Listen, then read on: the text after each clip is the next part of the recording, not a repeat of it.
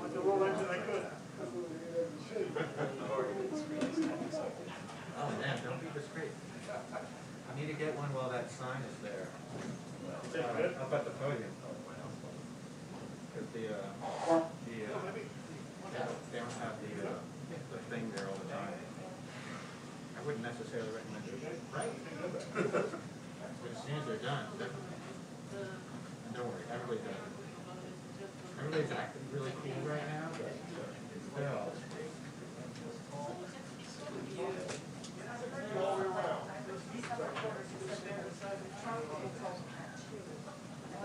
You're trying to wear it, right?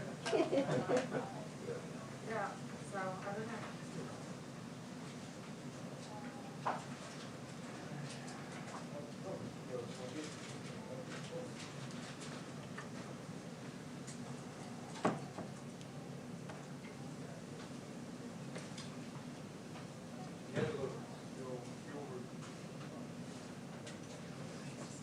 What you do? Did it today. Your Achilles. 2-minute warning on the press briefing. 2-minute warning on the press briefing. Thank you. I had one most of the fall for one of my top right, except for one here. Right. My mother just did the same thing. Amazing. So, Generally, let us oh, yeah. really like where we There's some all around a little bit, but Yeah. yeah, definitely. walk on the moon. Yeah. But it's The ultimate answer would safe. yeah. It's solution for right now.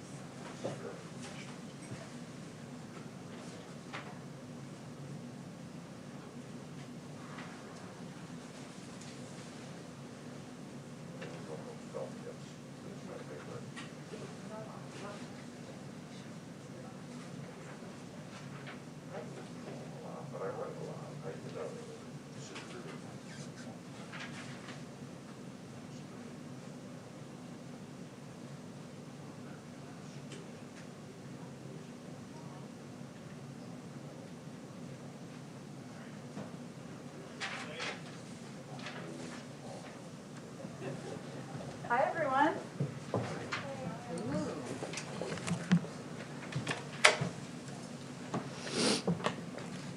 Okay, a couple things at the top.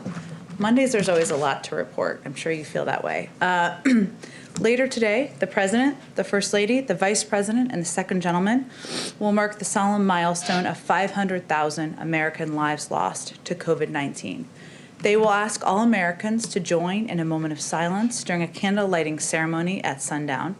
President Biden will also deliver remarks and order all flags on federal property to be lowered at half-staff for the next 5 days. Tonight's events, including the President's remarks, will highlight the magnitude of loss that this milestone marks for the American people and so many families across the country. He will also speak to the power of the American people to turn the tide on this pandemic by working together, following public health guidelines, and getting in line to be vaccinated as soon as they are eligible.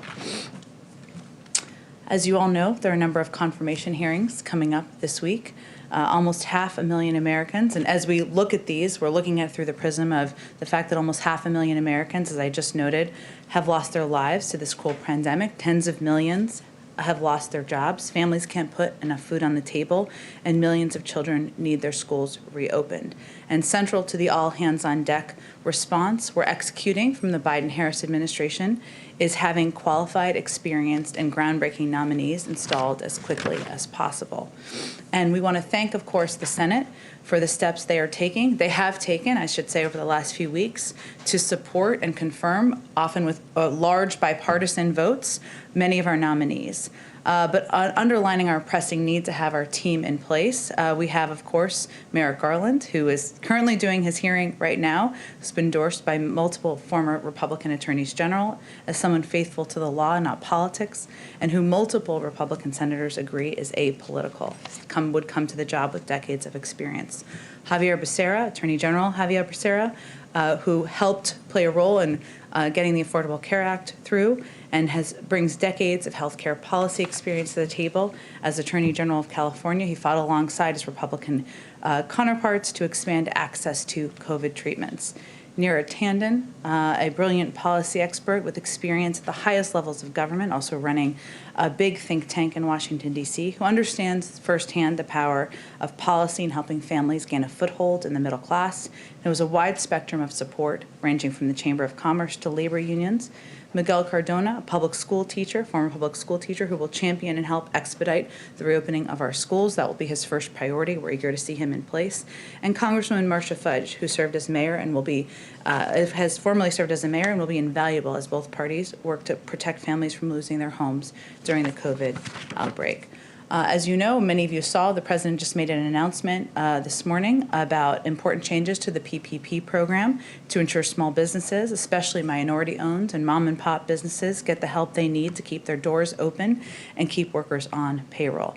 98% of companies have fewer than 20 employees, and a big part of this announcement will apply to those companies. The small businesses employ nearly half of America's workers and account for 44% of our nation's GDP. More than 400,000 small businesses have permanently shuttered due to the pandemic. Millions more have lost substantial revenue. So clearly an area where there is a need for great focus. His announcement includes instituting a 2-week window starting Wednesday, during which only businesses with fewer than 20 employees, so 98% of them, can apply for relief through the program, so that we prioritize support to businesses who were previously left behind. The changes also include expanding eligibility so that sole proprietors, independent contractors, and self-employed Americans, as well as immigrants who are lawful permanent residents, can receive more support. And finally, the changes announced today will roll back restrictions that disproportionately impacted entrepreneurs of color from receiving relief, including Americans who are behind on student loan payments and business owners who were formerly incarcerated for non-fraud convictions. I also just had an update on the winter storm. On Friday, the president approved a major disaster declaration, as many of you know, for the state of Texas, including public and hazard mitigation assistance for all 254 Texas counties. In that declaration, 77 Texas counties were approved for individual assistance, which allows for uninsured property owners to seek federal assistance if their home is damaged by burst pipes caused from freezing weather. More counties will we expect more counties to be added as more work is done to evaluate need, and that's a reflection of FEMA's initial evaluation. In the meantime, the president has asked FEMA to do everything it can to rapidly distribute aid to the state of Texas. So far, more than 1 million meals have been shipped to Texas, more than 4 million liters of water have been shipped to Texas. The Department of Defense fixed-wing aircraft continue to deliver water in bulk to multiple locations in Texas. They've completed 9 missions so far, with an additional 10 missions planned for today. 69 emergency generators and more than 120,000 blankets have been delivered to Texas. And over the weekend, Homeland Security Advisor Liz Sherwood-Randall, National Economic Council Director Brian Deese called Governor Abbott to update him on the broad federal effort the president has requested to support citizens of the state in coping with the impacts of the storm and, of course, the recovery from here. Last but not least, where's Deborah Saunders? She's in the back. Oh, there she is. Okay, so I'm going to, I want to take a moment to recognize a milestone in the briefing room. Today is her last day in the print pool and potentially her last day in the briefing room, although you're, of course, welcome back. And even though she's leaving the White House press corps and full-time reporting, I know she's going to be writing some columns, and I have a feeling we'll be hearing from her quite frequently. So congratulations on covering the White House for 4 years. As many of you know, that is not for the faint of heart. Let's start with your questions. Thank you. I'm your first burnout, but I won't be your last. Yeah, that's right. That's fair. So I want to start with a housekeeping question. Oh, okay. Well, we'll just go to you. We'll go to you, Deborah. Go ahead. Thank you so much. This morning I saw there was no Marine out front in the front door during the 9:45 briefing. And I asked Lower Press. Lower Press says, we don't have to have a Marine out front when the president is in the Oval Office. And I've been getting emails and questions ever since I filed that pool report. If there was no Marine out front, does that mean that the president is not in the Oval Office? The president was in the Oval Office this morning, working, receiving the PDB, and all the things that you're aware of from the schedule. There hasn't been a change of policy. So if there's no Marine there, that doesn't mean anything. Again, I mean, I could certainly talk to them about the specific circumstances of this morning, but I can report to you that the president was in the Oval Office and the policy that's long been in place continues to be in place. People are fascinated by this. I have two quick Nevada Okay. questions. One, does the president have a position? There's a bill in Nevada to get rid of the caucus and make it a primary, and there's the hope that Nevada's going to be first. Nevada's going to be first. So could you please tell me, does the president have a position on that? There's plenty of time for politics. The president's been in office for a month. I'd refer you to the DNC and others who will lead that process moving forward. Do you have a position on renaming McCarran after Harry Reid? Well, the president is a big fan, close friend of Harry Reid, worked with him closely on a number of important issues, including getting the Affordable Care Act through. As I understand it, it's passed the local legislature, I believe, and it's now through, or the local, where it needs to pass locally, I should say, and it's now being considered by the FAA, so I would refer you to them. And one last question Okay. about the way Washington looks right now. There are fences everywhere. We have National Guard. What's the president's view, what's the administration's view about how long it's going to keep going on like this? And why is it going to continue, it looks like, into March? Which piece are you referring to? About the National Guard, I'm talking about all the fences that are around here. There are fences around Capitol Hill. I understand things happened on January 6th. How much longer do you think you're going to have all the security here? Well, I would look at those a little bit separately because, of course, members of Congress, leadership on the Hill, Democrats and Republicans will make decisions about the security needed, and we support at the Capitol, and we certainly support them in that decision-making process.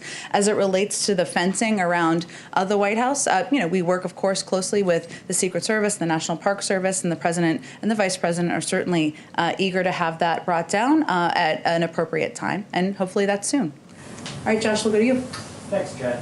Two questions. You touched on the issue of nominations and confirmations. Given the statements of Senator Manchin, Senator Collins, Senator Romney, what do you see as Neera Tanden's path to become director of OMB? And also, what does it mean for the Biden agenda if this process keeps on being delayed and drawn out? The process of confirmations? Well, let me start with that. I would say that we experienced some intransigence during the transition, some delays in processes that had previously worked at a more rapid pace. Our view is that we've hopefully moved past that. We've seen a number of our nominees move forward over the past couple of weeks pretty quickly with large bipartisan votes, and we certainly welcome that. But we are eager to have our team in place. This week has a number of important hearings. There are a number of important votes this week. We would love to end the week with a Secretary of Education in place as an example, and certainly others as we look to have the full team and hopefully a full cabinet meeting at some point in the near future. As it relates to Neera Tanden, let me just say that the president nominated her because he believes she'd be a stellar OMB director. She's tested. She's a leading policy expert. She's led a think tank in Washington that has done a great deal of work on policy issues, but has done a great deal of bipartisan work as well. She's won widespread support and endorsements ranging from labor unions to the U.S. Chamber of Commerce, and she's rolled up her sleeves and done the work. She's met with more than 35 senators, Democrats and Republicans herself. This is a process. Confirmations, getting individuals confirmed she has 2 committee votes this week, and we're working toward that, and we'll continue to work in supporting her nomination. So you still see a cap to 50 votes or more? We do. And then secondly, on Iran, we've seen some issues with regard to Iran restricting access to nuclear inspectors. And I was curious for how this works with Secretary of State Blinken saying he expects strict compliance by Iran in order to re-enter the deal with the United States. Well, first, I think you're referring to the reports from the IAEA over the weekend and kind of discussions they had about Iran's compliance and access that they would have or were looking to have to Iran's facilities on the ground. And certainly, I would send you to them on that. But I would say that what Secretary Blinken's announcement and what our announcement that came out last week is a reflection of is an openness to have a conversation, an openness to diplomacy. And that invitation was issued by the Europeans to invite us, to invite the Iranians to the table to have a conversation. We have sent no indication that we are willing to take additional steps in advance of that. What we're willing to do is sit at a table and have a diplomatic conversation because we are looking to prevent Iran from acquiring a nuclear weapon, and we believe diplomacy is the best way to do that. Let's go, Jeff. Just one follow-up on Iran. Iran's Ayatollah said today that Tehran may enrich uranium up to 60% purity if needed. What is the White House's reaction to that, and how does that impact the statement that you made last week about openness to talks? Well, again, Jeff, Iran is a long way from compliance, and that hasn't changed. I said that last week, and I believe my colleague, National Security Advisor Jake Sullivan, conveyed that just yesterday. That has not changed. What we are open to is a diplomatic conversation. And our view is that diplomacy is the best path forward to preventing Iran from acquiring a nuclear weapon. That does not mean they have clearly not taken the steps needed to comply. And we have not taken any steps and made an indication that we are going to meet the demands that they are putting forward either.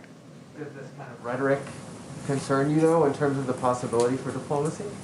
Well, I think we're at the stage where we're waiting. The Europeans are waiting to hear Iran's reply to their invitation to have a conversation. So that's the stage we're sitting at this point in time. Also in the realm of diplomacy, China's foreign minister made some remarks today about wanting to sort of rejig the relationship with the United States, and he called for tariffs to be removed. I know that this policy is under review along with lots of policies, but can you give any reaction to what he has said and any update on President Biden's feelings about tariffs and broader China policy? Well, I think as we said around the time when the president had a conversation with President Xi, we believe the relationship with China is one of strong competition.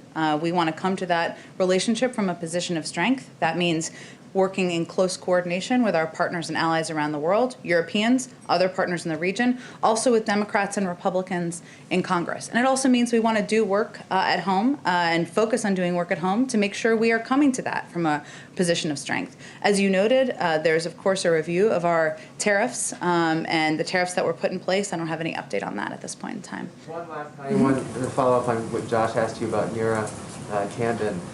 You said that the White House still sees a pathway. Without Senator Manchin, what is it? Well, again, I think she needs the majority of votes in order to get through and be confirmed as the OMB director, and that's what we're working toward. Go ahead, Ed. In that vein, beyond your tandem, is the White House certain that all other cabinet nominees have the support of all members of the Democratic Caucus?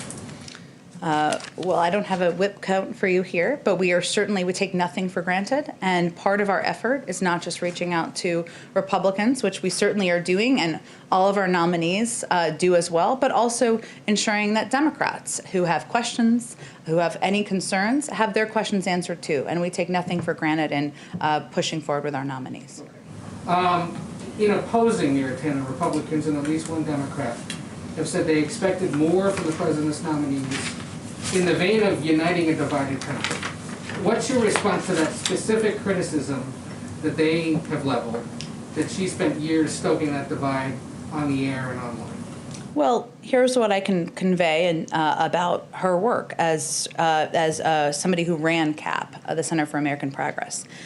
She worked with partners across the ideological spectrum to develop consensus solutions to addressing the federal tax code, to improving access to high-quality educational opportunities. They partnered with AEI in that effort. She led the effort to work with FreedomWorks and others on the R Street Institute on making progress on criminal justice reform. And again, she met with 35 members of the Senate, including Republicans. So she is willing and eager to meet with people who agree with her, of course, but also people who disagree with her. And what she brings to the table is not only decades of policy experience, but an expertise and leadership, again, of a major think tank in this city, but also somebody who has lived experience. She grew up as the daughter of a single mother, somebody who benefited from many of the programs that she would be tasked with determining the recommendations on funding for. So she has a record of working with members of both parties or views from both parties, and we have no doubt she would do that as budget director. On the COVID bill, the President talked a little while ago about it and noted that there are some concerned about the size of the price tag and asked, what would you cut? Would the White House be okay if it went north of $1.9 trillion for whatever reason? Well, I think the president proposed the $1.9 trillion size because he felt those were the components that were needed to meet the moment we're facing. And certainly, he looks to Congress to negotiate through what can be added or subtracted from that package. But he had the key priority components in it because that's what he felt would meet the moment. That's what health and economic experts were telling him. But I don't have anything more for you beyond what he proposed. And real quick on Iran, specifically the hostages that they're holding. Jake Sullivan said yesterday, we've begun to communicate with the Iranians on this issue. They later clarified it's not with Washington directly. So can you just clarify, is this being done through the Swiss or through other European officials instead? We have a range of means of communicating with the Iranians.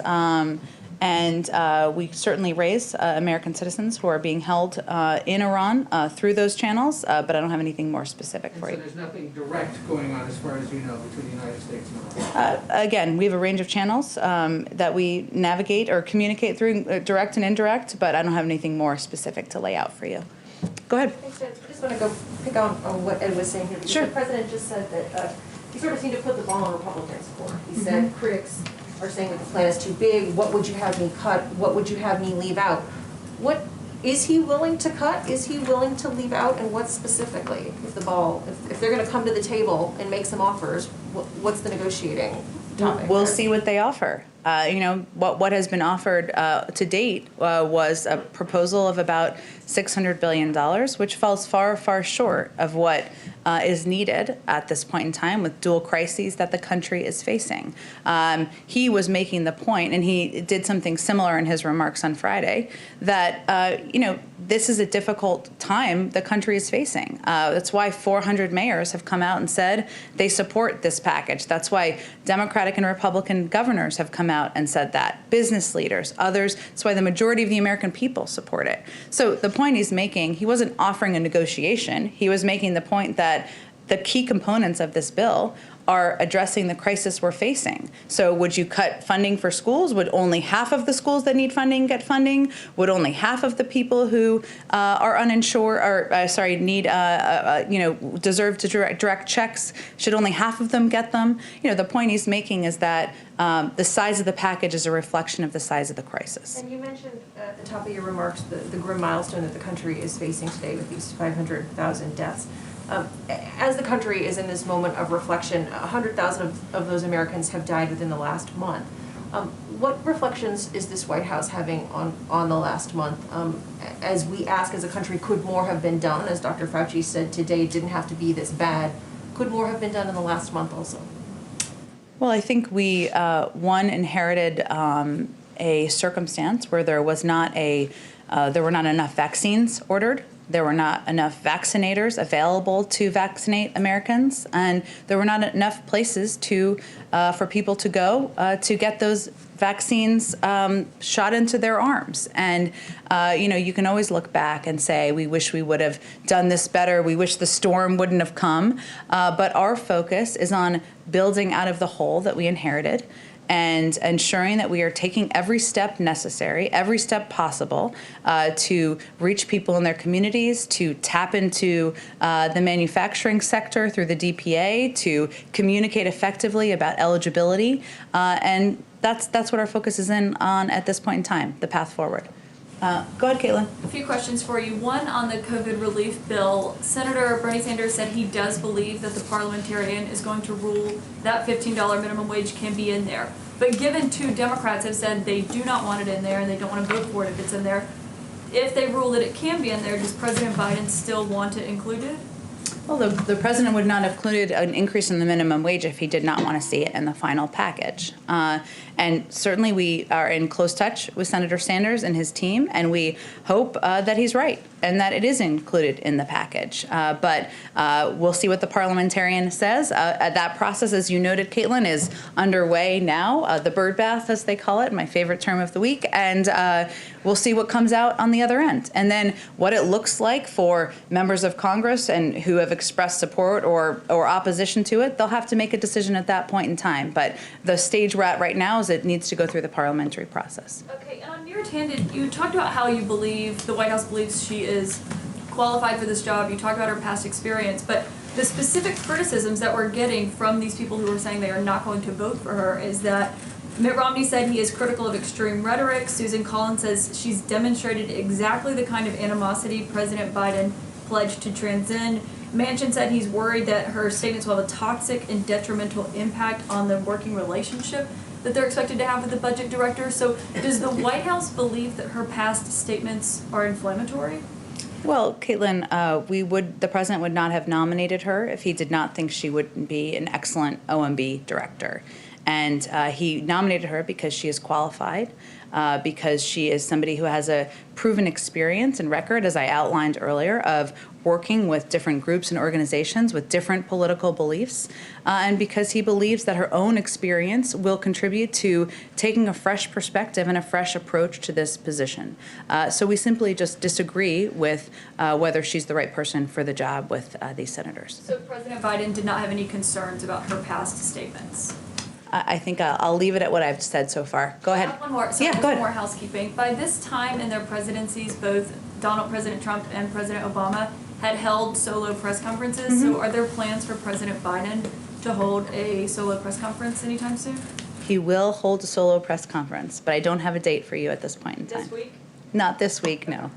Go ahead. Pick the inquisitors himself? What'd you say? Will he get to pick the inquisitors himself? Well, typically any president has a list of people that they're going to call upon, but usually it's a large number of people who are in the press room, and we certainly hope we'll be able to do that in a COVID-safe way. Go ahead. Thanks, Jen. A couple if I could. One, just following up on Neera Tanden. Has the White House reached out to any Republicans who have not yet said how they're going to vote? We have been working the phones, in touch with Democrats and Republicans and their offices through the course of the weekend. And then also on the COVID bill, a CBO analysis suggested that only a small portion of the $130 billion for schools would actually be spent in the current fiscal year. Mm-hmm. What exactly is the White House doing to ensure that money would actually mean that schools could potentially open in March and April before the academic year ends?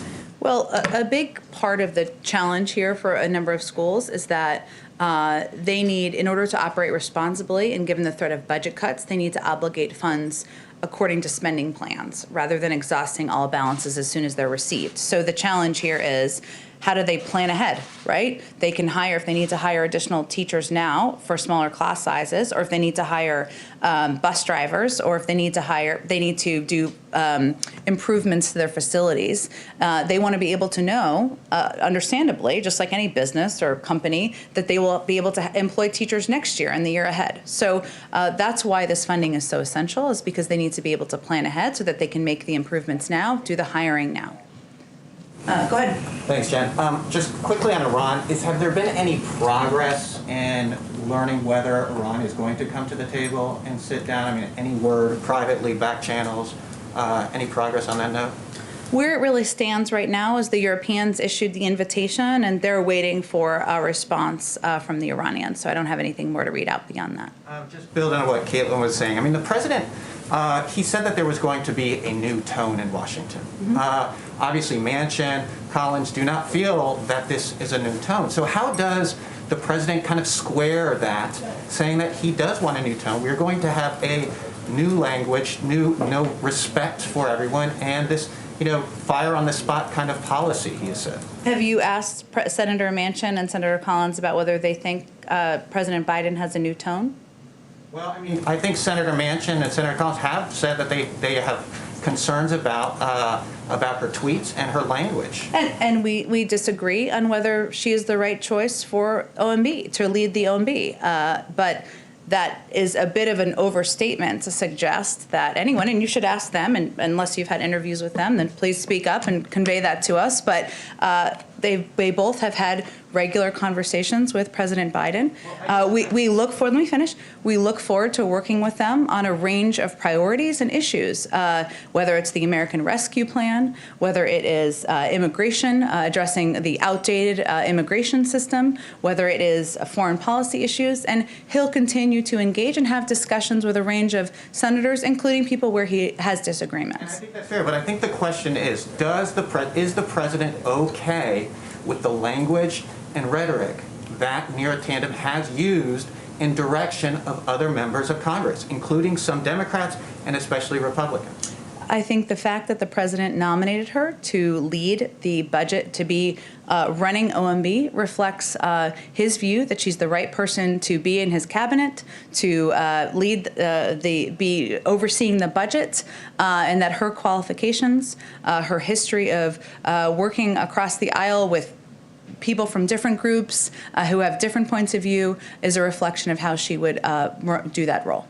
Can I ask you about some members of Malcolm X's family have made public that a letter that they said was written by a deceased police officer that stated that a New York police department and FBI may have been behind the 1965 killing of the activist. I just wanted to know, does the administration think that this is something that should be looked into?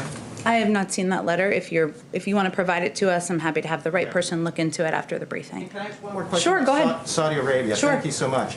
President Biden, you noted that he does not plan to speak with the Crown Prince. But I wanted to ask, what does that actually mean? I mean, the president has obviously called for accountability for the murder of journalist Jamal Khashoggi. But how is the relationship actually going to change? I mean, is this just symbolism? Are we going to have some concrete changes that demonstrate this accountability? Well, what I conveyed last week when we talked about this a little bit is that we are certainly recalibrating our relationship with Saudi Arabia. And part of what I mentioned was that we will have officials communicate from counterpart to counterpart. And that means, as you may know, last week the Secretary of Defense had a conversation with MBS, and that is the right counterpart to counterpart. We expect the president will have a conversation with the king at an appropriate time. But there are other components, as you know, of our relationship, including the fact that the president, unlike the last administration, is not going to hold back in speaking out when he has objections, concerns about issues related to human rights, freedom of speech, any other concerns he may have about the way things are being run. At the same time, there's an important role we can play in relationship as it relates to the threats that come into the Kingdom of Saudi Arabia from actors in the region. And that is a relationship that we will continue to work with them on. Go ahead. Tonight, the President's participating in the memorial for COVID victims. Is there any discussion about a more permanent memorial, something that would kind of honor their memory, long term?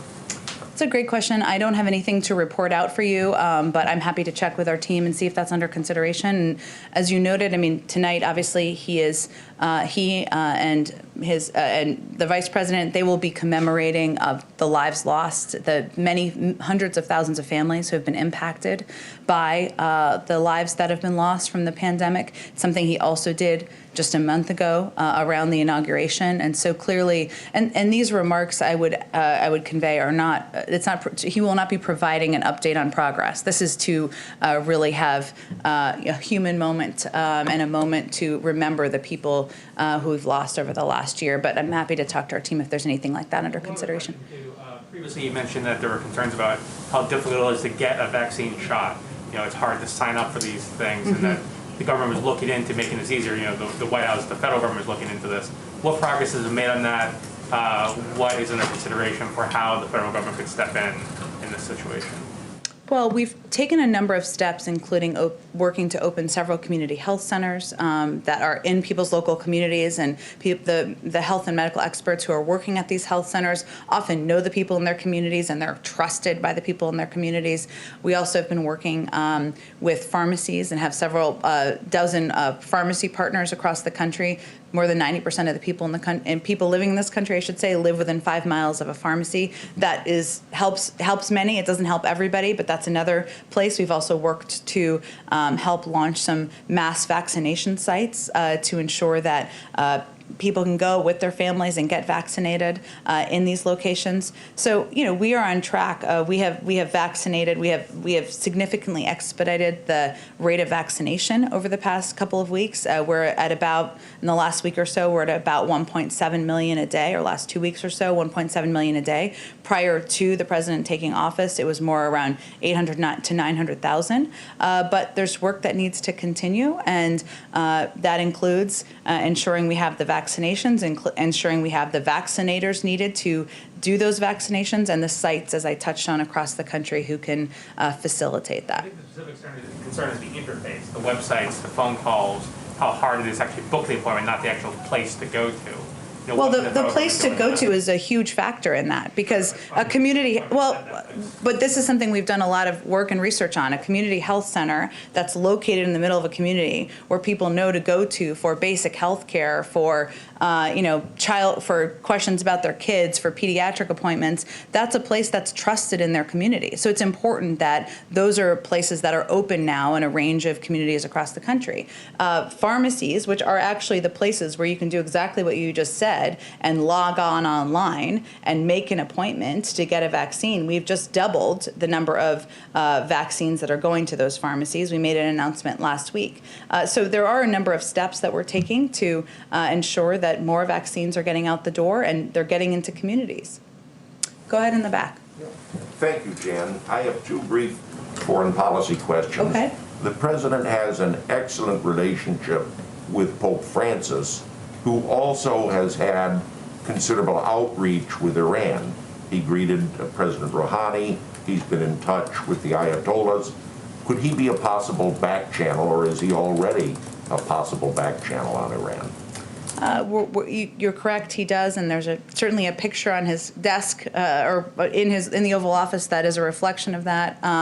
But the proper channels at this point are we're going to work in partnership and through the P5+1 partners and allies. We worked through for the first round of the putting the JCPOA together. We're waiting at this point to hear back. The Europeans are waiting to hear back from the Iranians on whether they are open to that diplomatic conversation. So really the discussions are at that stage at this point. So the Pope's not going to be involved in any way in that? Right? I certainly would never claim to speak for Pope Francis or any pope, and you can certainly reach out to the Vatican if they have intention of getting engaged in some capacity. Right. The other question I have is that as Vice President, the President met and talked to the President of Rwanda, Paul Kagame. Does he have any views on the current trial that's going on in Rwanda of Paul Rusesabagina, the central figure in the Hotel Rwanda movie, who many say was kidnapped illegally, but who the government defends and said should be on trial? It's a great question. I have not spoken with our national security team about the particular trial. I'm happy to talk to them, and we can follow up with you after the briefing. Would you do that, please? Happy to. Yeah, absolutely. Go ahead. One more on Mayor Cannon, and then I promise Sure. I'll move on to a different topic. You said she's only met with 35 senators, is that correct? Is there Over at least 35, had over 35 meetings. is there a reason she's not met with more? Has any GOP senator refused to meet with her? I don't think we're going to speak to, as we would in any case, who she's met to or met with or give you a list to protect the privacy of senators. But 35 meetings with Republican and Democratic senators is actually quite a significant number of meetings in the process. But Okay, point taken, but if you look at how controversial her nomination is and in the context of your broader legislative agenda and other legislative items that will face an uphill battle in Congress, do you risk political capital by forging ahead with this, or do you see it completely unrelated? look, I think the president nominated Neera Tanden because he felt she was the right person to lead the the Budget Office because she has decades of experience, because she would bring fresh perspective to the job, because she has a record of working with people from a range of organizations of different viewpoints. But and we remain committed to moving that process forward to a confirmation. But there are a range, even areas where we disagree. We may have disagreement, of course, with Senator Manchin or Senator Collins about whether she's the right person to lead, but we are still going to work with them on a range of other issues that are of mutual interest and of interest to the American people. And that includes the rescue plan, that includes many components of the president's agenda moving forward. They Go might ahead. not want to work with you. Oh, sorry, go ahead. one more. Go ahead. One other one on the semiconductor shortage, which I asked about, I think, 2 weeks ago or a week ago now. Brian Deese and Jake Sullivan, I think, are working on this, and you confirmed that there was outreach to the Taiwanese and other countries. Do you have any update on responses that you got from these countries on how to fix it? And I know you guys have also acknowledged there is no short-term fix, but something in the medium term, since it is really impacting a lot of businesses. Absolutely, and there's been outreach to the manufacturing sector and companies as well to discuss the impact of the shortage. You mentioned the letter that was reported that Brian Deese, our NEC director, sent to Taiwan. There has been a lot of outreach to international partners as well as we work through this issue. But I expect we'll have more in the coming days to share with you on the next steps here. Go ahead. Hey, Jen, thanks. 2 questions. The first is on Texas. Some folks have come home to astronomical electric bills, and there are, stories about those being the result of deregulation and other issues being the result of light regulation. I wonder if the president plans to weigh in on that or talk to that. Does he still plan to go to Texas, or does he plan to go to Texas this week? Sure. Well, the president is eager to go to Texas. I traveled with him to Michigan, I should say, on Friday, and he was closely tracking, of course, the work that FEMA was underway. He spoke with his acting administrator on the way back from that trip. He has been getting updates from his national security team over the course of the weekend, and he wants to go and show his support. He also is fully aware of the footprint of a president of the United States and everything that comes with that, traveling to a disaster area. But we are hopeful that trip can happen as early as this week. Sure. One more question on hopefully getting a preview of the timbre of tonight's speech. I wonder if there is a worry from the White House that, given positive news on the coronavirus front, that people will let down their guards, as has happened in the past, and numbers will go up or spike again. Does the president plan to address any of that tonight, or is it just reflecting on the grim milestone? The president felt it was important on a personal level and human level to mark the lives lost over the past year, nearly year of this pandemic. And that's the purpose of tonight, both the remarks he'll be delivering, but also the moment of silence that we will all be participating in from wherever you are located. But he is also quite mindful. So tonight is not the night to give advice to the public or give an update on progress being made. But he has, at every opportunity he has been given, from last Friday to most times he's speaking publicly, convey that his focus and his commitment is on getting the American Rescue Plan passed, ensuring we have enough vaccines to vaccinate 300 million Americans, but the American people have a role to play here as well, which is wearing masks, social distancing. Everybody wants to get back to normal, but the president, the federal government can't do that alone. It is going to take everybody participating in that process to get closer to normalcy in the country. Go ahead in the back. Thank you, Jen. I have one question and one from Canadian journalist. This is follow-up on Nord Stream 2. Several Republican members of Congress criticized the administration for a failure to name new targets for sanctions related to Nord Stream 2 in a report required by Congress. And Democratic Senator Jean Shaheen is also asking for explanation. And just today, foreign ministers of Poland and Ukraine urged President Biden to stop the project. Your response? Well, President Biden's view remains that Nord Stream 2 is a bad deal. It's a bad deal because it divides Europe, it exposes Ukraine and Central Europe to Russian manipulation, and because it goes against Europe's own stated energy and security goals, which I think is a shared concern that many of the individuals you mentioned have expressed. We're continuing to monitor activity to complete or to certify the pipeline, and if such activity takes place, we'll make a determination on the applicability of sanctions. And sanctions are only one of many important tools to ensure energy security, so we're also going to work with our allies and partners to reinforce European energy security and to safeguard against the sort of predatory behavior we have warned against. This is a question from James McCartan from the Canadian Press, ahead of President Biden's meeting with Prime Minister Justin Trudeau. So he's asking, what commitments is the President prepared to make to Prime Minister regarding the continued detention of 2 Canadians in China? And is the President Biden willing to make exceptions from his Buy American provisions for Canadian contractors and suppliers? Well, on the second one, he signed an executive order. We're, of course, evaluating procurement components of that, but no changes anticipated. Of course, the Prime Minister will bring up whatever he would like to bring up, as is true of any bilateral meeting.